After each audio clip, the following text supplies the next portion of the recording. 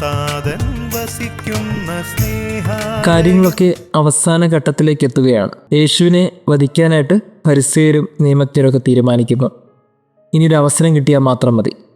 ഇങ്ങനെ യേശു ടാർഗറ്റഡായി കഴിഞ്ഞു. ലുക്കൗട്ട് നോട്ടീസൊക്കെ ഇപ്പോൾ എല്ലായിടത്തും എത്തിയിട്ടുണ്ട്. കൂടാരത്തിരുന്നാളിന് എല്ലാവരും ജെറുസലേം ദേവാലയത്തിലെത്തണം. അത് മോശയുടെ നിയമമാണ്. ജെറുസലേമിലെത്തിയപ്പോൾ എല്ലാവരും ആ ലുക്കൗട്ട് നോട്ടീസിൻ്റെ കാര്യങ്ങൾ സംസാരിച്ചു തുടങ്ങി. ഇവനെയല്ലേ യഹൂദർ അന്വേഷിച്ച് നടക്കുന്നത്? ഇവനെയല്ലേ കൊല്ലാൻ എല്ലാവരും അന്വേഷിക്കുന്നത്?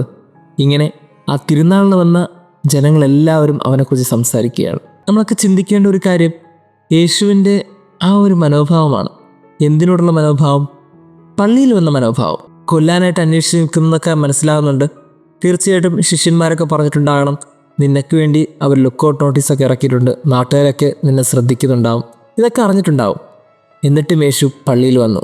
എനിക്ക് തോന്നുന്നു ഈ തപസ് കാലത്ത് നമുക്കെടുക്കാവുന്ന ഏറ്റവും നല്ലൊരു ചിന്ത പള്ളിയുമായുള്ള കാര്യത്തിൽ ഞാൻ വിട്ടുവീഴ്ച ചെയ്യില്ല എന്നുള്ളൊരു തീരുമാനമാണ്.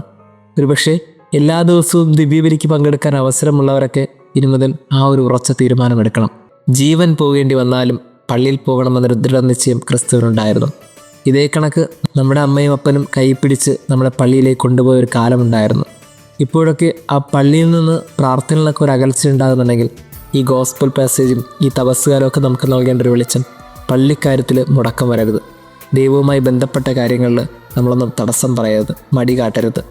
കുറച്ചും കൂടി പള്ളിയിൽ പോകാനുള്ളൊരു നല്ല മനസ്സും പള്ളിയുമായി ചേർന്ന് നിൽക്കാനുള്ള ഒരു നല്ല മനസ്സുമുണ്ടെങ്കിൽ ഈ തപസ്സുകാലം ധന്യമാണെന്ന് തോന്നുന്നു.